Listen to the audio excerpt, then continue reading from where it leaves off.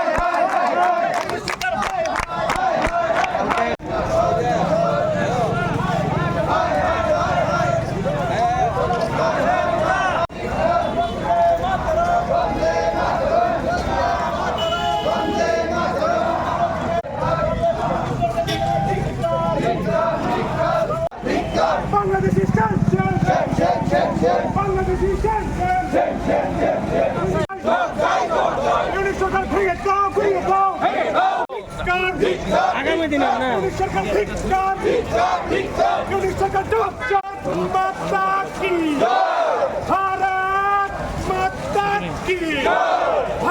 নিশ্চয়ই জানেন যে বাংলাদেশে যে অন্তর্বর্তী সরকারটা লাগাতার বাংলাদেশে একটা অস্থির পরিস্থিতি তৈরি করেছে। সাম্প্রতিককালে আমরা দেখেছি এরা কাউকেই বাদ দেয়নি। এমন একটি বর্বরোচিত ঘটনা, যে ঘটনাটি সম্পূর্ণ ভারতবাসী এবং বিশ্ববাসী তার নিন্দা জানাচ্ছে এবং অত্যন্ত নিন্দনীয়। সেটা বিশ্বকবি রবীন্দ্রনাথ ঠাকুরের যে পৈতৃক বাড়ি, সেই বাড়িতে এই ফ্যাসিস্ট যারা বাংলাদেশি বর্বর যারা এইভাবে বাড়িটাকে ভাঙচুর করলো।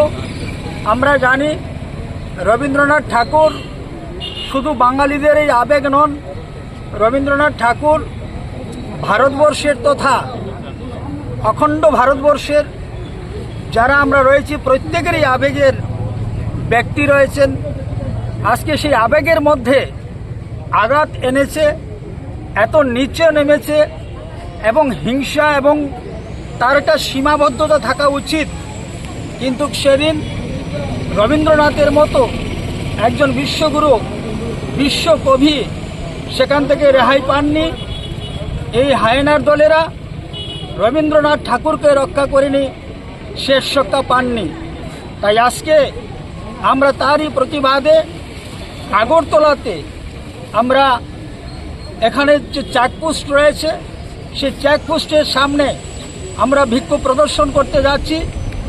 এবং আজকের এই বিক্ষোভ আমাদের শেষ নয়, আমরা প্রতিটি জেলায় আমাদের এই বিক্ষোভ প্রদর্শন চলছে। একই সঙ্গে আগামী 16 তারিখে প্রত্যেকটা বিধানসভা ভিত্তিক আমাদের এই বিক্ষোভ চলবে এবং আমরা এই বিক্ষোভের মাধ্যমে জানান দিতে চাইছি যে যারা এই বাংলাদেশে এই ঘটনার সঙ্গে যুক্ত রয়েছে তারা কোনো অবস্থাতেই সমাজের সুস্থ মস্তিষ্কের মানুষ হতে পারে না। এদের বিকৃত মানসিকতা, এটা থেকে সমস্ত অংশের মানুষ যেন ঐক্যবদ্ধ হয়ে তার প্রতিবাদ আমরা করি এবং তার বিরুদ্ধে আমরা সোচ্চার হই। আগামী দিনও যেন ওই সকল বাংলাদেশের যারা হায়নারা, বাংলাদেশের যারা বর্বররা এই ধরনের কাজ করতে তারা অন্তত পক্ষে একটু চিন্তা ভাবনা করে। তার জন্যই আমাদের আজকে এই প্রতিবাদ মিছিল আমরা সংগঠিত করতে চলেছি।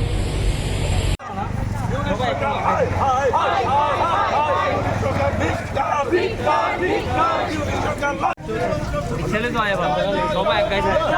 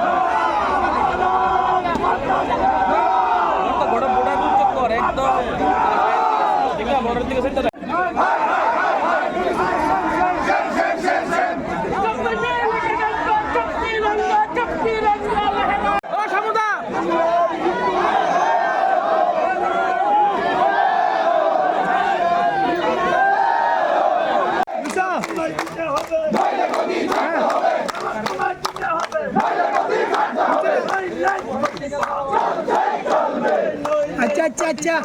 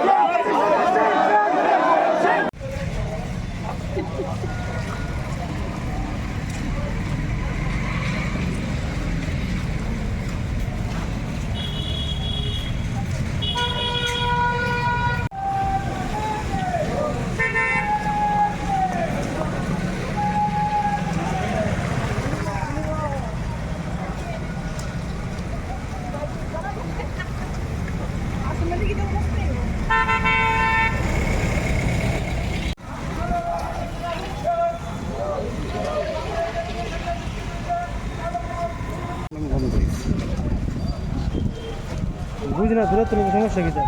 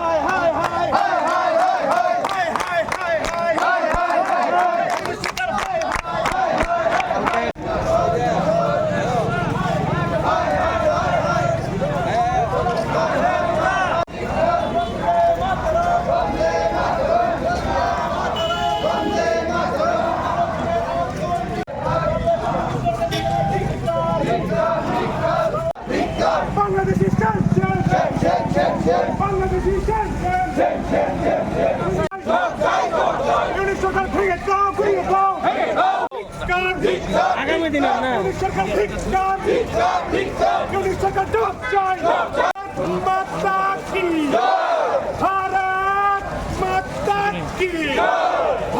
নিশ্চয়ই জানেন যে বাংলাদেশে যে অন্তর্বর্তী সরকারটা লাগাতার বাংলাদেশে একটা অস্থির পরিস্থিতি তৈরি করেছে।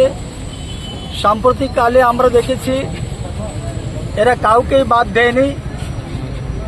এমন একটি বর্বরোচিত ঘটনা যে ঘটনাটি সম্পূর্ণ ভারতবাসী এবং বিশ্ববাসী তার নিন্দা জানাচ্ছে এবং অত্যন্ত নিন্দনীয় সেটা।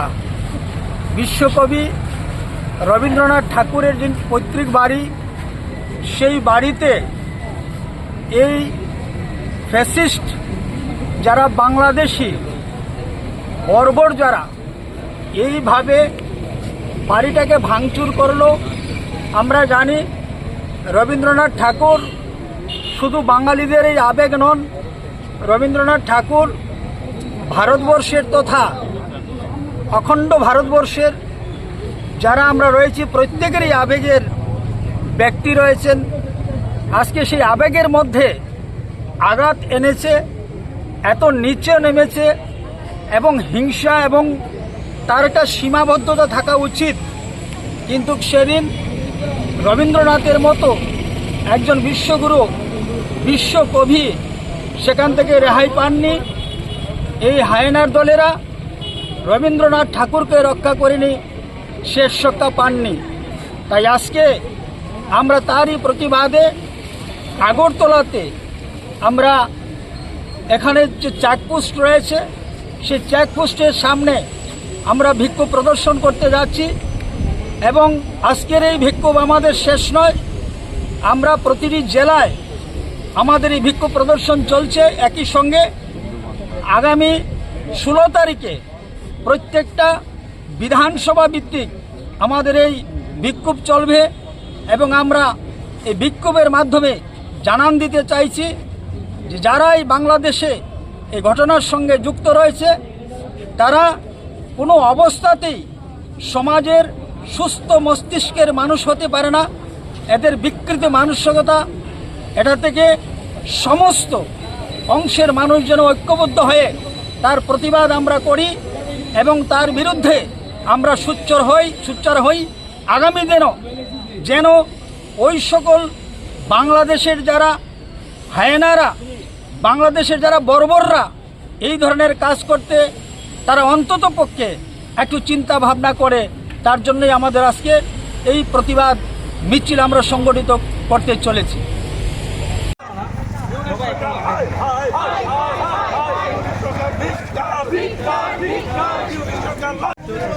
ছেলে তো আয়া সবাই এক গায়ে